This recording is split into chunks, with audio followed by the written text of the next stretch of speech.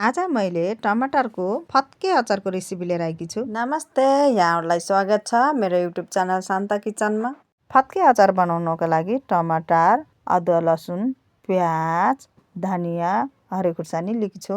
सबैभन्दा पहिला मैले ग्यास बालेर कराई बसालेँ। कराई तातिसकेपछि तेल राखेँ। तेल तातिसकेपछि मेथी राखेँ। मेथी राखिसकेपछि जिरा राखेँ। मेथी फुटिसकेपछि प्याज र हरियो खुर्सानी राखेर चलाएँ।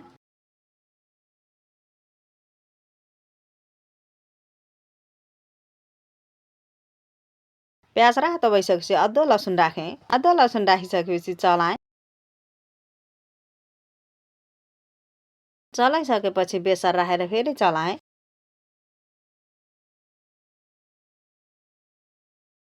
चलाइसकेपछि टमाटर राखेँ। टमाटर राखिसकेपछि चलाएँ। चलाइसकेपछि मसला स्वाद अनुसार नुन, खुर्सानी राखेँ।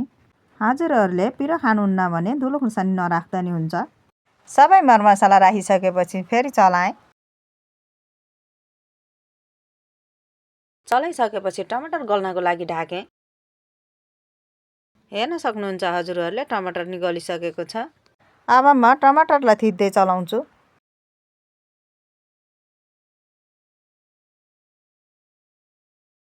चलाइसकेपछि 2 मिनट नढाकिकन यत्तिकै पकाएँ। हेर्न सक्नुहुन्छ हजुरहरूले 2 मिनट नि भइसकेको छ। अब म चलाउँछु। चलाइसकेपछि मसिनो गरेर काटेको धनिया राखेँ। धनिया राखिसकेपछि चलाएर ग्यास बन्द गरेँ। हाम्रो फत्के अचार पनि रेडी भयो। हजुरहरूलाई तरकारी बनाएर खान मन नलागेको भए यो अचार बनाएर खान सक्नुहुन्छ। यदि हजुरहरूलाई भिडियो मन परेमा लाइक, कमेन्ट, सेयर, सब्स्क्राइब गरिदिनु होला।